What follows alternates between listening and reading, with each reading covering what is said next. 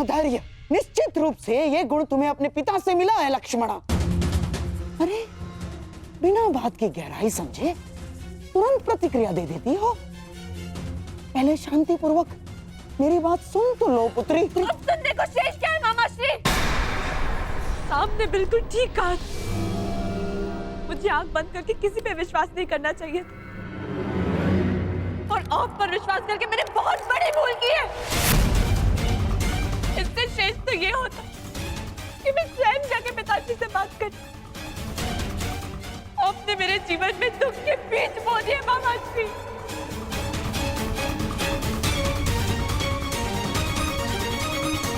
नहीं बच्ची, देखो पौधे के उगने से पूर्व ये भविष्यवाणी करना उचित नहीं है कि बीज बुरे थे। यदि तुम्हारे पिता की ही ये इच्छा थी तो मैं उसकी इच्छा के विरुद्ध कैसे जाता? क्या पिताजी ने आपको ऐसा करने को कहा? हाँ, यही तो मैं कब से समझाने का प्रयास कर रहा हूँ, परंतु तुम हो कि सुनते ही नहीं हो। तुम्हारे और सांब के विवाह का प्रस्ताव मैं दुर्योधन के पास लेके गया था, परंतु वो सुनते ही क्रोधित हो गया और उसने स्पष्ट रूप से कह दिया कि वो तुम्हारा विवाह कृष्ण पुत्र सांब के अतिरिक्त और किसी से भी करवा सकता है।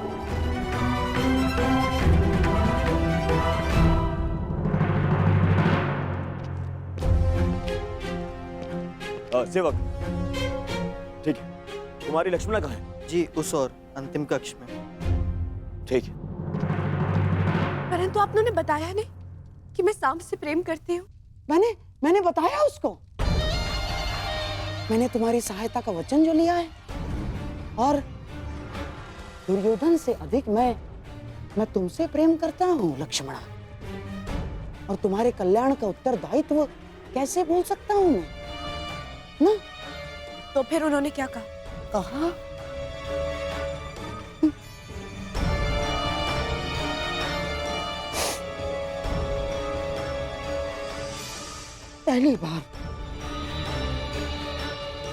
पहली बार उसने मुझसे कटु शब्दों में बात की और स्पष्ट रूप से मेरा यह प्रस्ताव अस्वीकार कर दिया बच्ची उसने। और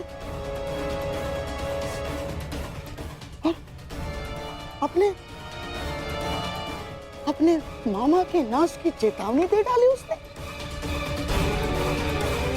और बच्ची उसने मुझे आदेश दिया कि मैं कुमार उत्तर से तुम्हारे विवाह के विषय में विराट राज से चर्चा करूं। और तुम तो जानती हो बच्ची कि तुम्हारे पिता को जब क्रोध आता है तो वो अपने पिता की भी नहीं सुनता। और मैं तो ठहरा मामा।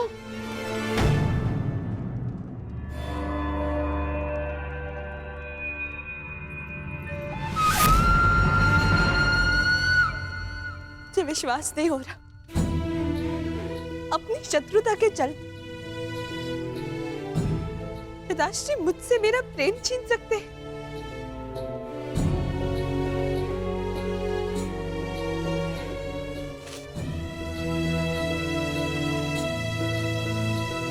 ठीक है,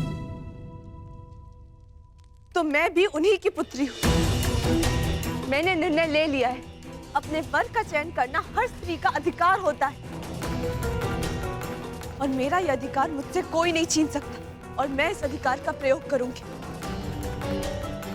मैं सांब से प्रेम करती हूँ और केवल उसी से विवाह करूंगी, उसके अतिरिक्त किसी और से नहीं। और मेरा ये निर्णय कोई नहीं टिका सकता। अपने प्रेम की राह में मैं किसी को नहीं आने दूंगी, फिर चाहे वो मेरे पिताश्री ही क्यों ना हो।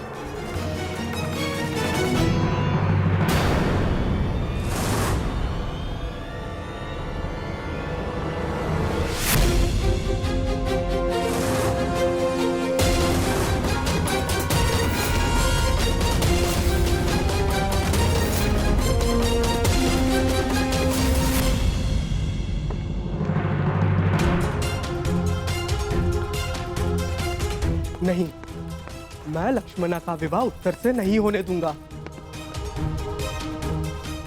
मुझे कुछ करना होगा। साम,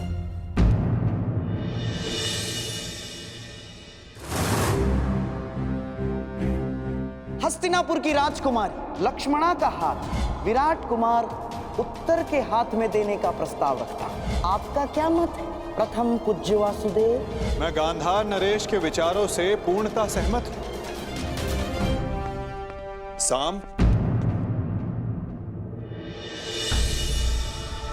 जो कुछ होता है सबके हित के लिए होता है पुत्र। अच्छा, फिर आपका मेरा पिता होना क्यों मेरे हित में नहीं हुआ?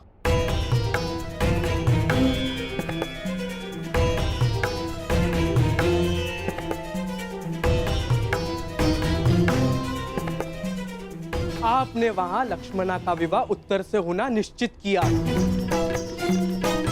क्या अब आप मुझे अपना पुत्र कहने का अधिकार रखते हैं? पिता तो मैं हूं साम, परंतु लक्ष्मणा और उत्तर के विवाह से तुम्हें क्या समस्या है? ये प्रकरण हस्तिनापुर और विराट के मध्य है।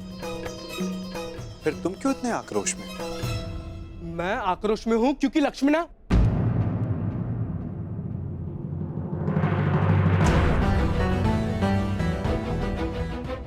सारा संसार कहता है कि आप सबके मन की बात जानते हैं, तो फिर आप ये नहीं जानते कि मैं आक्रोश में क्यों हूं? इसका अर्थ ये है कि या तो सारा संसार झूठा है या फिर आप इस समय दिखावा कर रहे हैं।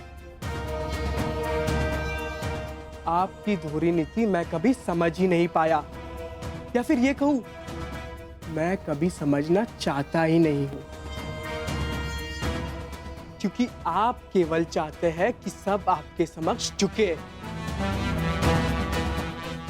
लेकिन मैं उनमें से नहीं हूं। आपको मेरे साथ ये छल नहीं करना चाहिए था, और मैं आपका ये प्रहार जीवन भर नहीं भूलूंगा।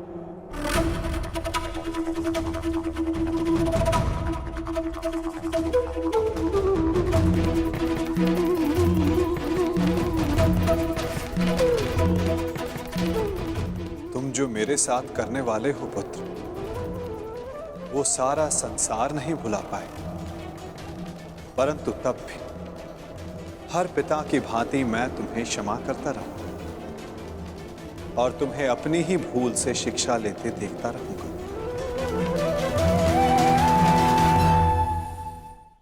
पिताश्री, वो मुझे आपसे कहना है कि मैं